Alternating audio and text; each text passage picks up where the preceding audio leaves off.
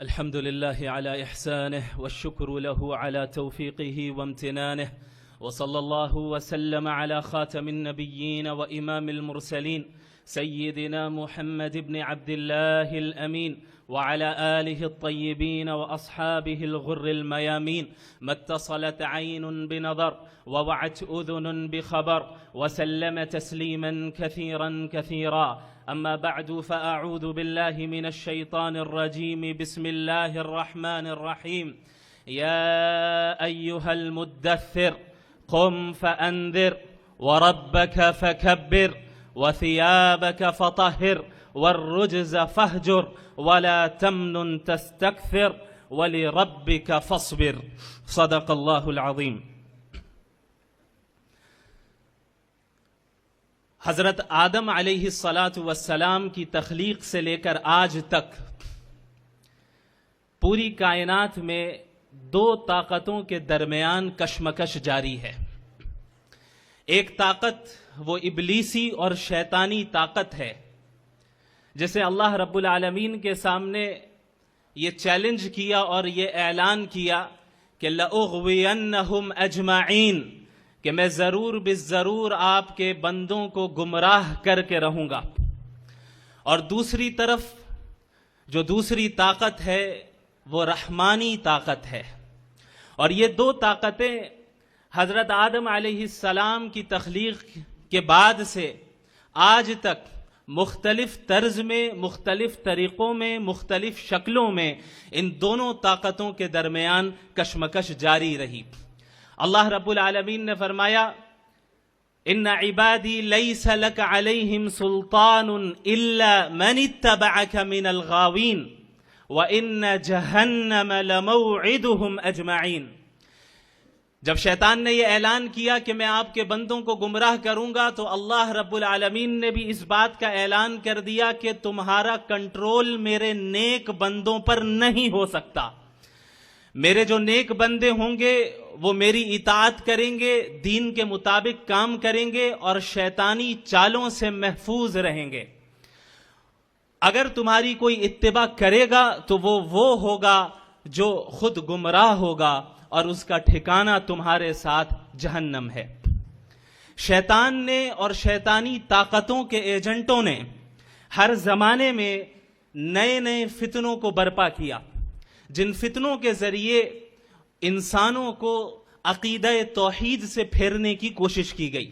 انسانوں کو بت پرستی میں مبتلا کیا گیا، شرک میں مبتلا کیا گیا، توہم پرستی میں مبتلا کیا گیا، یہاں تک کہ انسانوں کو انسانیت پرستی میں مبتلا کیا گیا.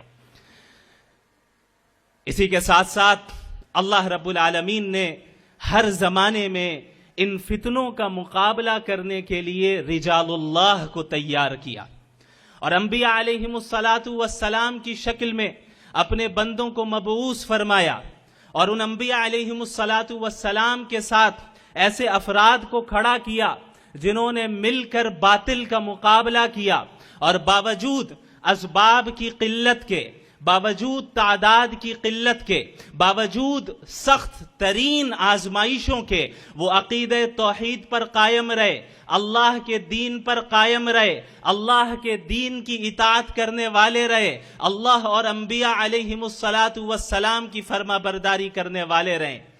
ان کا نتیجہ کیا نکلا؟ ان کا نتیجہ یہ نکلا کہ اللہ نے انہیں اس دنیا میں بھی سرفراز کیا اور آخرت کی نعمتیں تو انہی کے لیے تیار کی گئی تھی.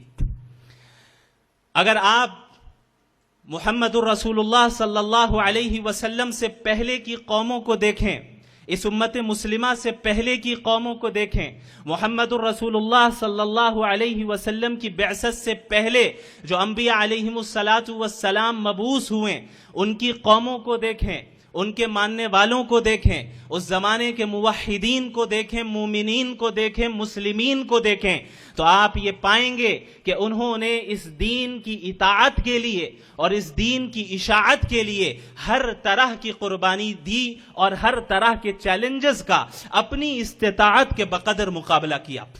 آپ اصحاب کہف کا واقعہ لے لیں، انہم فتیۃ آمنوا بربہم وزدناہم ہدی، وہ چند نوجوان تھے، وہ چند نوجوان تھے، وہ سن رسیدہ افراد نہیں تھے. یہ نہیں کہا گیا انہم شیوخ آمنوا بربہم وزدناہم ہدا. یہ نہیں کہا گیا انہم رجال آمنوا بربہم وزدناہم ہدا. نہیں، بلکہ کہا گیا انہم فتیہ آمنوا بربہم وزدناہم ہدا. وہ چند نوجوان تھے. کیوں؟ کیونکہ عموماً سن رسیدہ افراد جو ہوتے ہیں اپنے تجربات اور مفادات اور معاشرے کی رسم و رواج کی زنجیروں میں جکڑے ہوئے ہوتے ہیں. وہ عموماً انقلابی کام کی طرف آگے بڑھنے میں جھجکتے ہیں، ہچکچاتے ہیں، بہت سے تحفظات ہوتے ہیں. لیکن ان کے مقابلے میں جو نوجوان ہوتے ہیں، وہ افراد جو جواں سال نوخیز ہوتے ہیں، ان افراد کے سامنے ان کے اندر ایک الگ قسم کا جذبہ ہوتا ہے، ایک الگ نوعیت کی کیفیت ہوتی ہے، ایک الگ نوعیت کا جذبہ ہوتا ہے. وہ صالح دعوت کو اور جدید دعوت کو جلدی قبول کرنے کی صلاحیت رکھتے ہیں. یہ وہ افراد ہوتے ہیں جو تاریخ بدلنے کی استطاعت رکھتے ہیں. یہ وہ افراد ہوتے ہیں جو تاریخ رقم کرنے کی استطاعت رکھتے ہیں. اسی لیے اللہ رب العالمین نے ان نوجوانوں کا ذکر کیا، اور انہیں قرآن کریم میں ذکر کر کے لافانی بنا دیا. اللہ نے فرمایا کہ انہم فتیۃ آمنوا بربہم وزدناہم ہدا. یاد کرو رومن امپائر کو، وہ طاقت، وہ امپائر، وہ حکومت، وہ سلطنت جسے خدائی کا دعویٰ تھا، جو یہ سمجھتی تھی کہ ہمارے سامنے کوئی نہیں ٹک سکتا، جو یہ سمجھتی تھی کہ ہم جو چاہیں گے وہ ہوگا اور ہم جو کرنا چاہیں گے وہ کر کے رہیں گے. ہم جو جس عقیدے کی ہم اشاعت کریں گے وہ عقیدہ شائع ہو کر رہے گا. اگر ہمارے عقیدے کے خلاف کوئی عقیدہ اٹھاتا ہے، ہمارے عقیدے کے خلاف ہماری سلطنت میں کوئی اور عقیدے کا ماننے والا ہوتا ہے، ہم اسے ختم کر دیں گے، ہم اسے برباد کر دیں گے، ہم اسے ہلاک کر دیں گے، ہم اسے موت کی سزا دیں گے. ان نوجوانوں کو بلایا گیا، ان کو دربار میں بلایا گیا اور ان سے کہا گیا کہ تم نے حضرت عیسیٰ کی دعوت کو قبول کیا، تم نے عقیدہ توحید کو اختیار کیا، جبکہ تم پر لازم ہے کہ تم ہمارے عقیدے پر قائم رہو. انہوں نے کیا کہا؟ وہ گھبرائے نہیں، وہ حالات کی سنگینی سے گھبرائے نہیں، وہ مصائب اور آزمائش سے خوف زدہ نہیں ہوئے، بلکہ ان کا ایمان اور مضبوط ہوا. اور انہوں نے کہا ربنا رب السماوات والارض لن ندعو من دونه الها لقد قلنا اذا شططا. ہمارا رب وہ رب ہے جو آسمانوں کا بھی رب ہے، جو زمین کا بھی رب ہے، ہم ہرگز اس کے ساتھ کسی کو شریک نہیں ٹھہرائیں گے. یہ کہنا اور سننا بڑا آسان ہے. ذرا آپ امیجن کیجئے، تصور کیجئے کہ وہ رومی سلطنت جہاں پر کوئی عقیدہ توحید اختیار نہیں کر سکتا تھا، وقت کے بادشاہ کے دربار میں ان چند نوجوانوں کو جنہیں انگلیوں میں گنا جا سکتا ہے، انگلیوں پر گنا جا سکتا ہے، ان افراد کو جمع کیا گیا. انہیں معلوم ہے کہ اگر ہم نے ان کے عقیدے کا انکار کیا تو ہمارا انجام کیا ہوگا. لیکن اس کے باوجود یہ ہرگز اللہ کے دین اور عقیدہ توحید سے پیچھے نہیں ہٹے. انہوں نے کھل کر اعلان کیا، اپنے رب کی بڑائی بیان کی کہ ہم اپنے رب کو مانتے ہیں، ایک اللہ کو مانتے ہیں. تمہاری طاقت، تمہاری حکومت، تمہاری سلطنت ہمیں موت کے گھاٹ تو اتار سکتی ہے، لیکن ہمارے دل سے ہمارا ایمان نہیں چھین سکتی، ہمارے دل سے عقیدہ توحید کو نہیں چھین سکتی. ہم دین پر قائم رہیں گے، دنیا کی کوئی طاقت ہمارا کچھ نہیں بگاڑ سکتی، چونکہ ہم نے ایک اللہ کو مانا ہے، ایک رب کو مانا ہے، اور وہ رب ہے. عموماً حکومتوں کو یہ زوم ہوتا ہے کہ رب ہم ہیں. فرعون کو یہ زوم تھا کہ رب ہم ہیں. رومن امپائر کو، پرشین امپائر کو یہ زوم تھا کہ رب ہم ہیں. آج امریکہ اور اسرائیل کو یہ زوم ہے کہ رب ہم ہے. اللہ نے فرما دیا، ان کے زبانوں سے یہ الفاظ کہلوائے گئے، ربنا رب السماوات والارض. ہمارا رب وہ ہے جو آسمانوں کا بھی رب ہے، وہ زمین کا بھی رب ہے. اس کے سامنے کوئی خدا نہیں، اس کے برابر کوئی نہیں، اس سے آگے بڑھنا تو دور کی بات، اس کے برابر بھی کوئی نہیں. وَلَمْ يَكُنْ لَهُ كُفُوًا أَحَدٌ. اسی طرح دیگر انبیاء علیہم السلام کی قوموں نے اشاعت دین کے لیے جد و جہد کی، اشاعت دین کے خاطر ہر طرح کی قربانیاں دی. آپ حضرت نوح علیہ السلام کو لیں، حضرت ابراہیم علیہ السلام کو لیں، پوری زندگی آزمائشوں میں گزری، تب جا کر یہ مقام ملا کہ انی جاعلک للناس اماما، کہ اے ابراہیم ہم تمہیں تمام انسانوں کے لیے امام بناتے ہیں، تم امامت کے منصب پر فائز ہو۔ یہ یوں ہی یہ امامت نہیں مل گئی، یہ منصب یوں ہی نہیں مل گیا، بلکہ یہ منصب ملا قربانیوں کو جھیلنے کے نتیجے میں، یہ منصب ملا استقامت سے دین پر قائم رہنے کے نتیجے میں، یہ منصب ملا اللہ کی اطاعت کرنے کے نتیجے میں، یہ منصب ملا اللہ کے احکامات کو اپنے نفسانی خواہشات پر ترجیح دینے کے نتیجے میں۔ یہ وہ مقام و مرتبہ حضرت ابراہیم کو حاصل ہوا۔ اسی کے ساتھ ساتھ اس کے بعد بھی جو قومیں آئیں، بنی اسرائیل میں وہ افراد جو مومنین تھے، موحدین تھے، حضرت موسیٰ کے ماننے والے تھے، حضرت عیسیٰ کے ماننے والے تھے، اور بنی اسرائیل کے دیگر انبیاء علیہم السلام کے ماننے والے تھے۔ ان کے واقعات بھی محمد الرسول اللہ صلی اللہ علیہ وسلم نے بیان کیے۔ آپ ذرا غور کریں اور موجودہ زمانے اور خصوصاً ہمارے ملک کے حالات کے سے کمپیئر کریں، تقابل کریں، اور آپ دیکھیں کہ ہمارے حالات اتنے سنگین ہو گئے ہیں۔ جن سنگین حالات سے انبیاء گزرے، جن سنگین حالات سے صحابہ کرام گزرے، اللہ کے نبی صلی اللہ علیہ وعلی آلہ وصحبہ وسلم نے فرمایا کہ تم سے پچھلی قوموں کے موحدین اور مومنین کو آرے کے ذریعے ان کے جسم کو چیر دیا جاتا اور کاٹ دیا جاتا، لیکن پھر بھی یہ چیز انہیں توحید کی نعمت سے پیچھے ہٹنے نہیں دیتی، پھر بھی یہ چیز انہیں عقیدہ توحید سے پیچھے نہیں ہٹاتی۔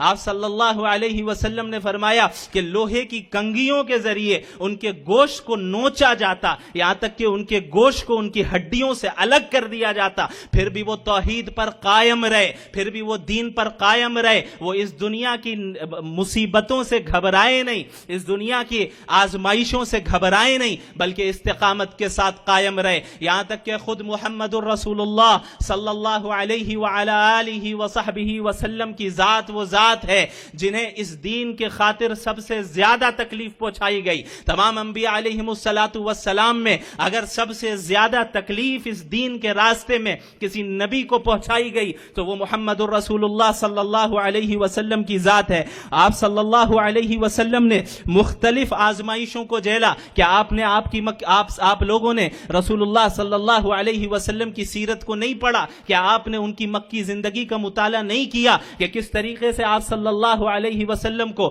جسمانی تکلیف بھی پہنچائی گئی اور آپ صلی اللہ علیہ وسلم کو ذہنی تکلیف بھی پہنچائی گئی، اور ان تکلیفوں کو پہنچانے کا بنیادی مقصد یہ تھا کہ آپ شرک والے بن جائیں، آپ طاغوتی بن جائیں، آپ ایمان سے پھر جائیں، آپ عقیدہ توحید کی دعوت دینا چھوڑ دیں، آپ اس توحید کی دعوت نہ دیں جس توحید کی دعوت کو دے کر اگر لوگوں نے اس دعوت کو قبول کر لیا تو ہماری دکانیں بند ہو جائیں گی، ہماری حکومتیں خطرے میں پڑ جائیں گی۔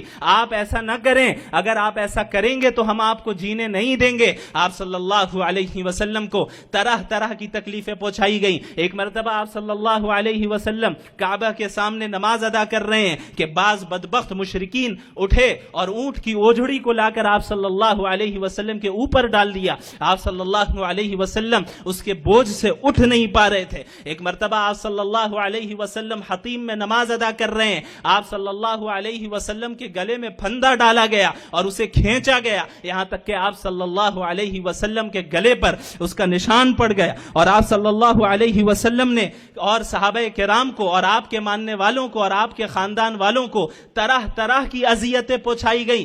3 سال تک بائیکاٹ کیا گیا، 3 سال تک مقاطعہ کیا گیا۔ شیب ابی طالب میں صورتحال یہ ہو گئی کہ پتے کھانے پڑ رہے ہیں، صورتحال یہ ہو گئی ہے کہ بچے بلبلا رہے ہیں، رو رہے ہیں، کھانے کے لیے غذا موجود نہیں ہے، پینے کے لیے پانی موجود نہیں ہے۔ اس طرح کی صورتحال مسلمانوں کے ساتھ قائم کی گئی۔ اس طرح کی صورتحال کا سامنا خود اس نبی کو کرنا پڑا جس نبی کو اللہ رب العالمین کے نزدیک جو مقام انہیں حاصل ہے وہ ہم اچھے طریقے سے جانتے ہیں۔ اس کے علاوہ کس طریقے سے آپ صلی اللہ علیہ وسلم کو طائف کی وادیوں میں لہو لہان کیا گیا۔ آپ صلی اللہ علیہ وسلم اس امید کے ساتھ طائف گئے کہ اتنے سالوں سے میں مکہ المکرمہ میں دعوت دے رہا ہوں، اتنے سالوں سے میں توحید کی دعوت دے رہا ہوں، یہ لوگ نہیں مان رہے ہیں، میں تو ان کی خیر خواہی کر رہا ہوں، میں ان کی خیر خواہی کے خاطر انہیں دین کی دعوت دے رہا ہوں۔ میں دین کی دعوت اس لیے نہیں دے رہا کہ مجھے کوئی اجر ملے گا، دنیاوی اجر ملے گا، اس لیے نہیں دے رہا کہ مجھے کوئی دنیاوی مال ملے گا یا کوئی دنیاوی غرض ہے، بلکہ اس لیے دے رہا ہوں کہ یہ جہنم سے بچ جائیں، یہ جہنم کی آگ سے بچ جائیں، لیکن یہ ہماری دعوت قبول نہیں کر رہے ہیں، شاید طائف والے قبول کر لیں، شاید طائف والوں کے قبول کر لینے سے مسلمانوں کو تقویت مل جائے۔ وہ مسلمان جو مظلوم ہیں، جنہیں طرح طرح کی آزمائشوں کا مکہ المکرمہ کی سرزمین میں سامنا کرنا پڑ رہا ہے، شاید انہیں تقویت مل جائے، شاید وہ ظلم و زیادتی اب ختم ہو جائے۔ اس امید کے ساتھ اللہ کے نبی صلی اللہ علیہ وسلم نے طائف کا رخ کیا۔ لیکن طائف میں کیا حال ہوا؟ آپ صلی اللہ علیہ وسلم کو کس طرح لہو لہان کیا گیا، آپ صلی اللہ علیہ وسلم کو کس طرح تکلیف پہنچائی گئی، آپ صلی اللہ علیہ وسلم پر کس طرح پتھراؤ کیا گیا، یہاں تک کہ آپ صلی اللہ علیہ وسلم بار بار کھڑے ہوتے اور پھر گر جاتے، جب چلنے لگتے پیروں پر پتھراؤ کیا جاتا۔ آپ صلی اللہ علیہ وسلم ایک باغ میں پناہ لیتے ہیں، یہاں تک کہ اللہ رب العالمین حضرت جبریل علیہ السلام کو بھیجتا ہے اور کہتا ہے کہ یا رسول اللہ، آپ اگر اجازت دیں، آپ اگر کہیں تو طائف کی بستی کو دونوں پہاڑوں کے درمیان ہم کچل کر رکھ دیں۔ آپ غور کریں نبی رحمت کیا فرماتے ہیں۔ آپ صلی اللہ علیہ وسلم نے فرمایا کہ نہیں، مجھے امید ہے کہ ان کی نسل سے عقیدہ توحید کے علم بردار جو ہوں گے وہ پیدا ہوں گے۔ مجھے امید ہے کہ ان کی نسل میں ایسے افراد پیدا ہوں گے جو اس دین کی اطاعت کرنے والے ہوں گے۔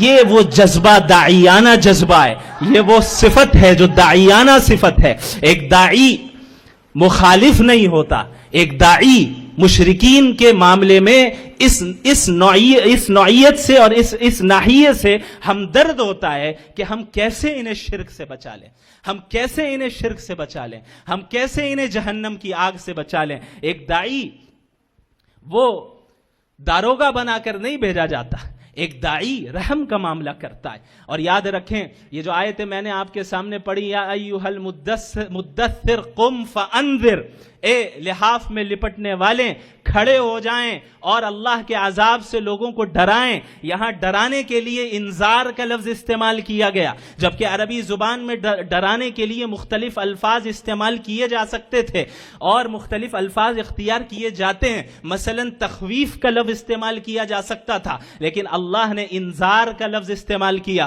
مفسرین یہاں پر یہ نقطہ بیان کرتے ہیں، انذار اس ڈرانے کو کہتے ہیں جو محبت اور شفقت پر مبنی ہو۔ انذار اس ڈرانے کو کہتے ہیں جو ہمدردی پر مبنی ہو۔ مثال کے طور پر اگر کوئی بچہ جو نادان بچہ ہے وہ آگ کی طرف لپکتا جا رہا ہے تو اس کے ماں باپ اسے آگ میں جلنے سے ڈراتے ہیں۔ وہ ڈراتے ہیں کہ بھئی اگر تم آگ کے قریب چلے گئے تو جل جاؤ گے، نقصان پہنچے گا۔ تو یہ ڈرانا کس بنیاد پر ہوتا ہے؟ یہ ڈرانا محبت اور شفقت کی بنیاد پر ہوتا ہے۔ یاد رکھیں یہی وہ صفات ہیں جو صحابہ کرام نے اختیار کی، یہ وہ صفات ہیں جن کو اختیار کرنے کی تلقین محمد الرسول اللہ صلی اللہ علیہ وسلم نے کی، اور ان صفات کے حاملین نے عرب و عجم میں ہر جگہ عقیدہ توحید کو عام کیا، اعلاء کلمت اللہ کا کام انجام دیا۔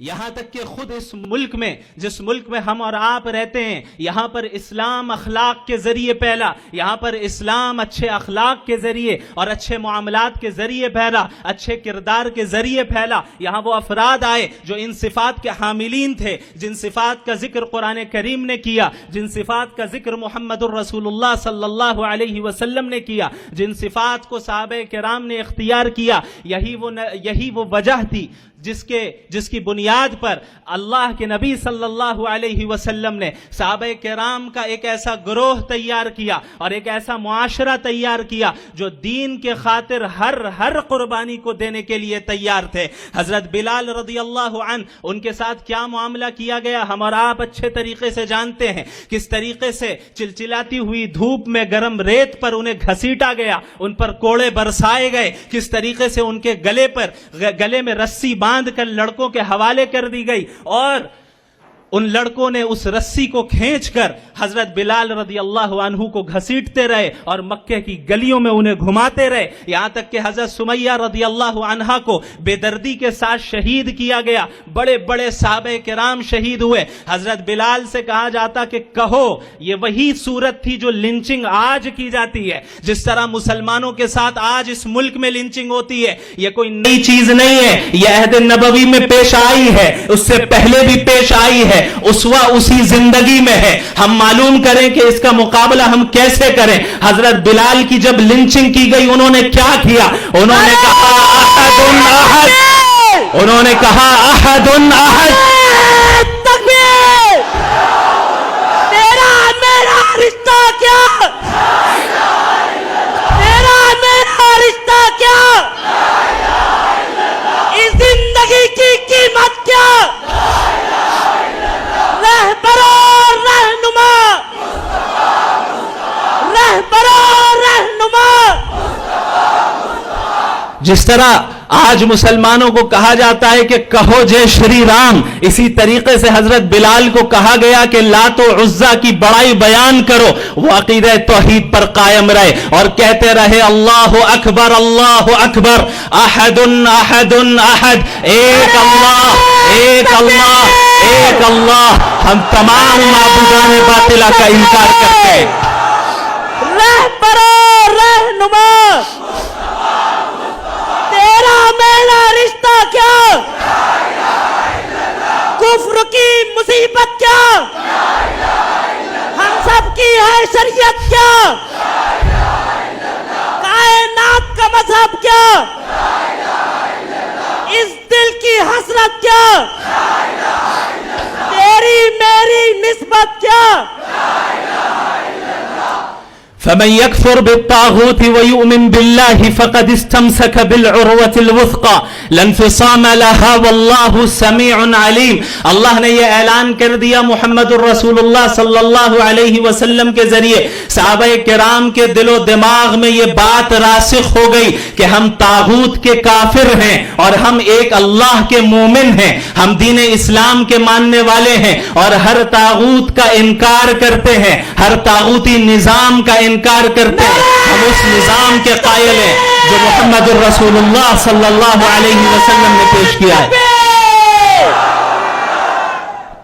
اللہ کے نبی صلی اللہ علیہ وسلم پر یہ آیت نازل ہوئی اور یہ ذمہ داری تمام امت مسلمہ کو دی گئی کہ کنتم خیر امت نخرجت للناس تأمرون بالمعروف وتنہون عن المنکر وتؤمنون باللہ، کہ تم وہ قوم ہو، وہ امت ہو جو سب سے بہترین امت ہو، سب سے اعلیٰ و افضل امت ہو۔ کیوں ہو؟ تأمرون بالمعروف وتنہون عن المنکر، تم نیکیوں کا حکم دیتی ہو اور برائیوں سے روکتی ہو، وتؤمنون باللہ، اور تم وہ امت ہو جو ایک اللہ پر ایمان رکھتی ہو۔ اللہ کے نبی صلی اللہ علیہ وسلم کو اور مسلمانوں کو یہ ذمہ داری سونپی گئی کہ تمام انسانیت کو گمراہی سے نکالنا ہے، تمام انسانیت کو شرک و بت پرستی سے نکالنا ہے۔ اس دنیا میں آنے کا مقصد اللہ کی رضا حاصل کرنا ہے، اس دنیا میں آنے کا مقصد اپنی خواہشات پر عمل کرنا نہیں ہے، اس دنیا میں آنے کا مقصد دنیا کو بنانا، گھر بنگلے بنانا، گاڑی خریدنا اور اپنے بینک بیلنس کو بڑھاتے رہنا، یہ مقصد اصلی نہیں ہے۔ جائز طریقے سے اللہ دے دے تو نور علی نور، لیکن اگر اللہ نے ان چیزوں سے محروم رکھا ہے تو اسے حقیقی محرومی نہیں سمجھنا ہے، چونکہ حقیقی محرومی تو وہ ہے جو ایمان سے محروم ہو جائے، حقیقی محرومی وہ ہے جو محمد الرسول اللہ صلی اللہ علیہ وسلم کی تعلیمات پر عمل کرنے سے محروم ہو جائے۔ لہٰذا یہ ذمہ داری اس امت مسلمہ کو سونپی گئی کہ تمام انسانیت تک توحید کا پیغام پہنچاؤ۔ آپ مجھے خود بتائیں کہ مکہ المکرمہ کے حالات زیادہ سنگین تھے یا آج ہندوستان کے حالات زیادہ سنگین ہیں؟ مکہ المکرمہ کے وہ حالات جہاں چھپ چھپ کر دار ارقم میں جانا پڑتا، وہاں جا کر چھپ کر نمازیں پڑھنی پڑتی، وہاں جا کر چھپ کر قرآنی آیتوں کا مذاکرہ کرنا پڑتا، وہ حالات زیادہ سنگین تھے یا یہ حالات زیادہ سنگین ہیں؟ ظاہر سی بات ہے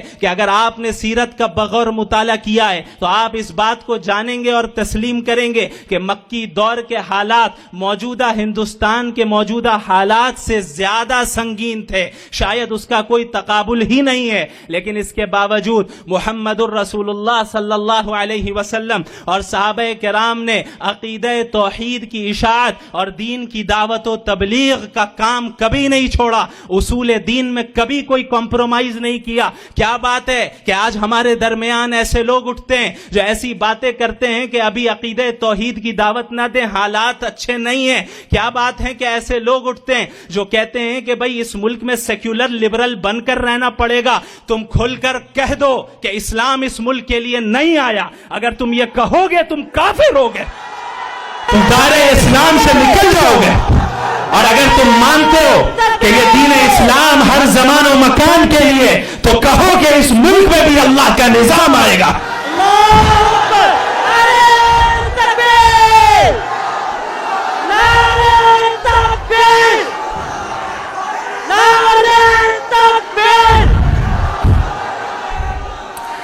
یہ ظاہر سی بات ہے کہ جب ہم حق کی دعوت دیں گے تو آزمائشیں آئیں گی۔ اگر تم یہ سمجھتے ہو کہ تم حق کی دعوت دو گے اور ناز و نعم میں پلو گے تو تم جان لو تم نبی کے منہج پر نہیں ہو۔ اللہ کے نبی صلی اللہ علیہ وسلم نے فرمایا اشد الناس بلاء الانبیاء ثم الامثل فالامثل، سب سے زیادہ آزمائش اگر کسی کو آتی ہے تو انبیاء علیہم الصلاۃ والسلام کو آتی ہے، پھر اس کے بعد دین کے اعتبار سے، اعمال صالحہ کے اعتبار سے جو ان کے قریب تر ہوتا ہے ان پر آزمائشیں آتی ہیں۔ اور یہی وجہ ہے کہ جہاں اللہ نے یہ حکم دیا کہ وَتَوَاصَوْا بِالْحَقِّ، جہاں تواسی بالحق کا حکم ہوا کہ تم لوگوں کو حق کی دعوت دو، عقیدہ توحید کی دعوت دو، یہ اعلان کرو کہ یہ زمین اللہ کی ہے، یہ کائنات اللہ کی ہے، اس کائنات کا نظام بھی اللہ کے احکامات کے مطابق چلے گا، تو ظاہر ہے ایسی تکلیفیں آئیں گی، آزمائشوں کا سامنا کرنا پڑے گا، مصیبتوں کا سامنا کرنا پڑے گا۔ اور اب جب مصیبتیں آئیں گی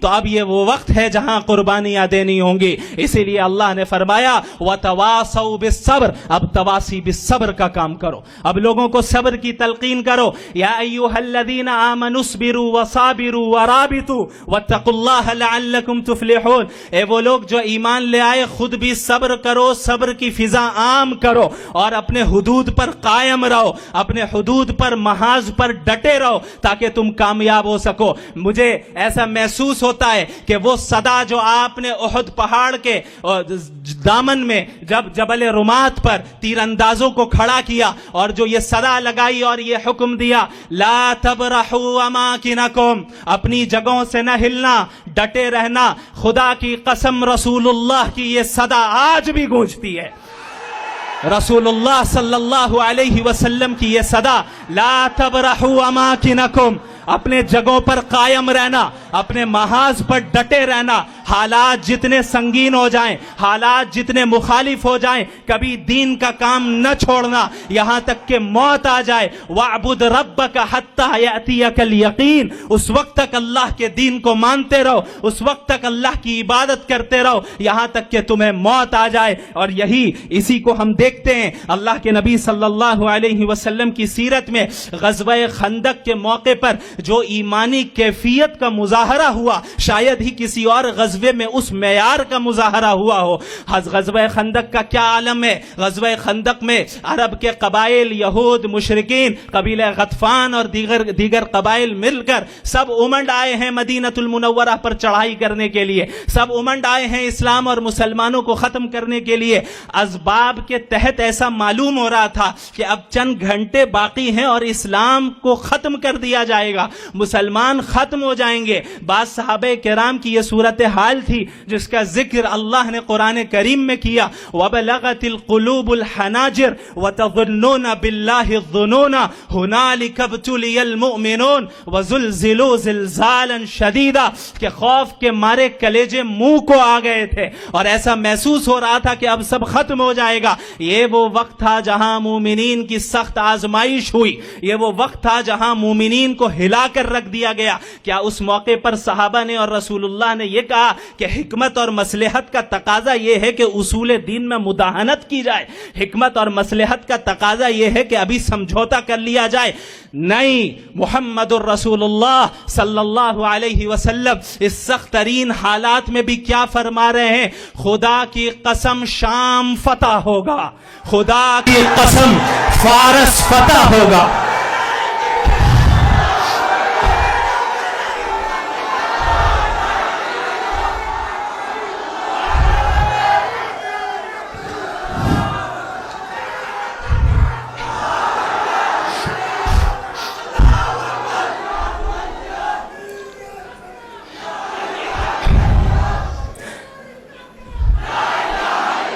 یہ وہ ایمانی کیفیت تھی جس کا اظہار رسول اللہ صلی اللہ علیہ وسلم نے کیا، اور رسول اللہ صلی اللہ علیہ وسلم کی صحبت کے نتیجے میں اور اس کی برکت کے نتیجے میں صحابہ کرام کے دلوں میں اس ایمانی کیفیت کو رکھ دیا گیا. اور یہی وہ ایمانی کیفیت ہے جو ہر زمانے میں امت کے مجددین و مصلحین و مجاہدین کے دلوں میں منتقل ہوتی رہی، کہ ہر زمانے میں اعلاء کلمت اللہ کے لیے جد و جہد کی گئی، ہر زمانے میں توحید کی دعوت کو عام کیا گیا، چاہے حالات جتنے بھی سنگین کیوں نہ رہے. اللہ کے نبی صلی اللہ علیہ وسلم اور صحابہ کرام نے جب مکہ المکرمہ میں دین کی دعوت دی تو ایسا نہیں ہوا کہ انہیں تکلیفوں کا سامنا نہیں کرنا پڑا، ایسا نہیں ہوا کہ انہیں فطری خوف کا سامنا نہیں کرنا پڑا. قرآن کریم اس فطری خوف کا ذکر کرتا ہے، وَاذْكُرُوا اِذْ أَنْتُمْ قَلِيلٌ مُسْتَضْعَفُونَ فِي الْأَرْضِ تَخَافُونَ أَنْ يَتَخَطَّفَكُمُ النَّاسُ فَآوَاكُمْ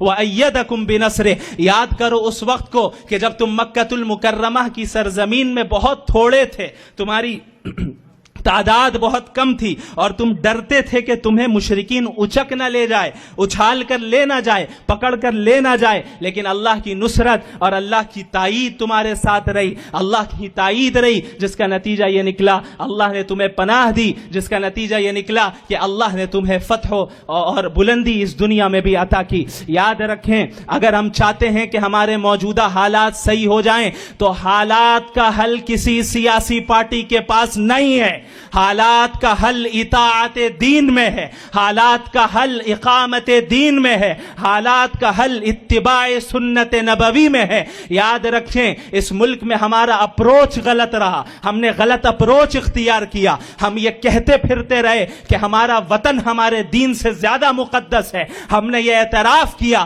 کہ سیکولر نظام ہمارے نظام سے زیادہ مقدس ہے، ہم کفریہ الفاظ کہتے رہے، ہم ایسے الفاظ اور ایسے جملے اپنی زبان سے نکالتے رہے کہ فلاں دربار سے جو فیصلہ ہو جائے گا ہم خاموشی سے تسلیم کر لیں گے. کیا فلاں دربار اگر شریعت کے خلاف حکم دے کیا تم تسلیم کرو گے؟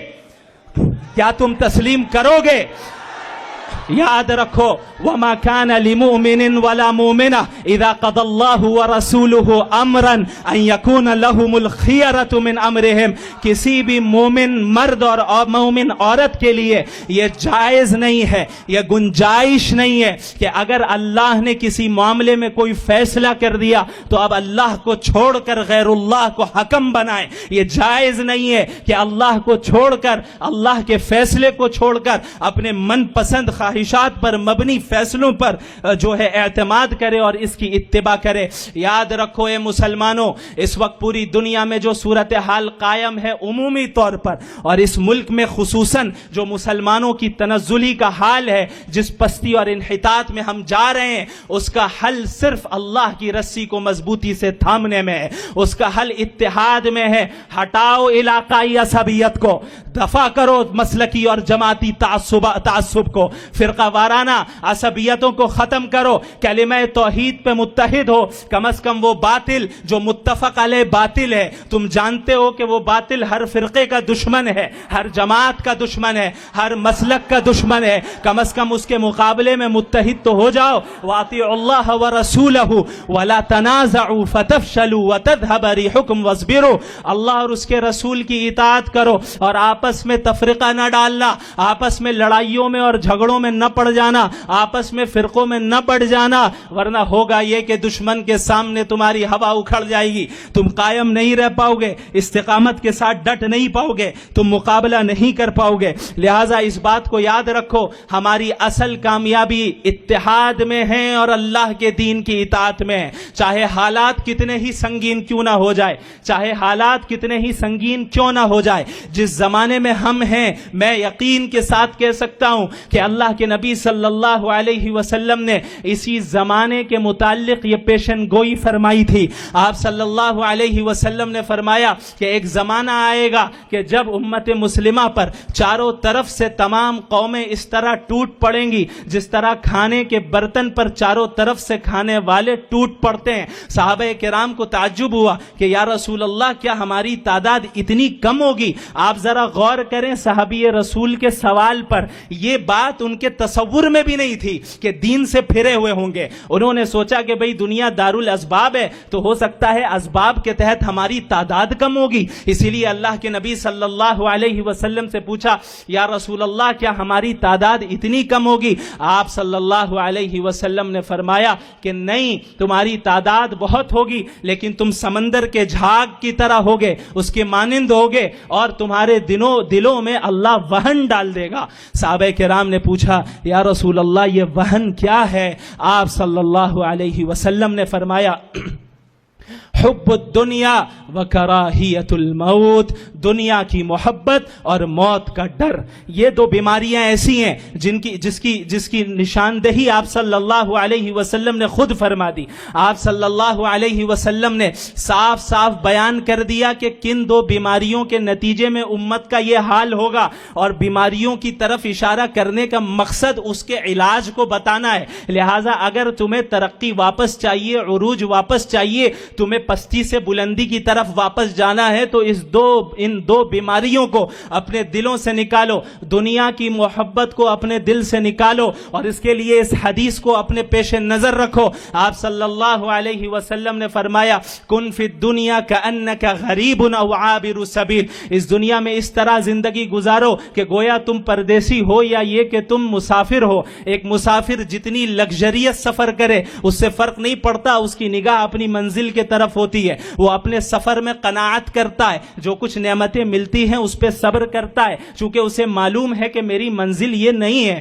میری منزل تو میرا گھر ہے، جہاں مجھے جانا ہے وہاں جا کر زیادہ آرام ملنا ہے، وہاں جا کر اصل آسائش اور آرائش ہمیں ملے گی، وہاں جا کر مجھے نعمتیں ملیں گی۔ تو اسی طرح اس دنیا میں بھی زندگی گزارو کہ اس دنیا میں اللہ نے تمہیں حلال اور جائز طریقے سے جتنا کچھ دے دیا اس پہ قناعت کرو اور اپنی منزل کو پہچانو۔ تمہاری منزل یہ دنیا نہیں ہے، تمہاری منزل جنت ہے، وہ جنت ہے جس کے متعلق اللہ کے نبی صلی اللہ علیہ وسلم نے فرمایا ما لا عین رأت ولا اذن سمعت ولا خطر علی قلب بشر، یہ ایسی جگہ ہے جسے کسی آنکھ نے دیکھا تک نہیں، جسے کسی کان نے سنا تک نہیں، اور کسی انسان کے امیجنیشن میں بھی جنت نہیں آئی۔ یہ آپ کچھ بھی سوچ لیں، جتنی لگژریس لائف کو آپ امیجن کر سکتے ہیں کر لیں، جنت اس سے بھی اعلیٰ ہے۔ انسان کی امیجنیشن اور انسان کی عقل کی جو لمیٹیشن ہے وہ اس کے باہر کی چیز ہے۔ یہ جو قرآن میں الفاظ بیان کیے گئے کہ نہریں ہوں گی اور باغات ہوں گے، دودھ کی نہر، شہد کی نہر، یہ تو وہ الفاظ اختیار کیے گئے تاکہ ہماری عقل سے جنت کے معنی کو قریب تر کیا جا سکے، جس حد تک سمجھ سکتے ہیں سمجھا دیا جا سکے، ورنہ حقیقتاً وہ چیز تو ایسی چیز ہے کہ ایک انسان جب وہ سامنے سے دیکھے گا اور اسے پائے گا تبھی اس کی حقیقت سے وہ صحیح معنی میں واقف ہوگا۔ اور اس لیے اس چیز کو یاد رکھو کہ اس دنیا کی محبت کو اپنے دل میں نہ بسانا۔ آج ہم نے دنیا کی محبت کو اپنے دل میں بسایا ہے، ہم نے اللہ کی محبت پر دنیا کی محبت کو غالب کیا ہے، جس کا نتیجہ لازمی طور پہ وہ دوسری بیماری کا پیدا ہونا ہے جس کا ذکر اللہ کے نبی صلی اللہ علیہ وسلم نے فرمایا کہ کراہیت الموت، موت کا ڈر اپنے دلوں سے نکالنا یہ مسلمانوں کی ذمہ داری ہے۔ یاد رکھو موت و حیات کا مالک اللہ ہے، اللہ جسے چاہے گا موت دے گا، جسے چاہے گا اسے زندہ رکھے گا۔ کوئی کسی طاقت کے اندر کسی کے اندر اتنی استطاعت نہیں ہے کہ اللہ کی تقدیر سے ہٹ کر، اللہ کے فیصلے سے ہٹ کر کسی کو زندگی دے دے یا کسی کو موت دے دے۔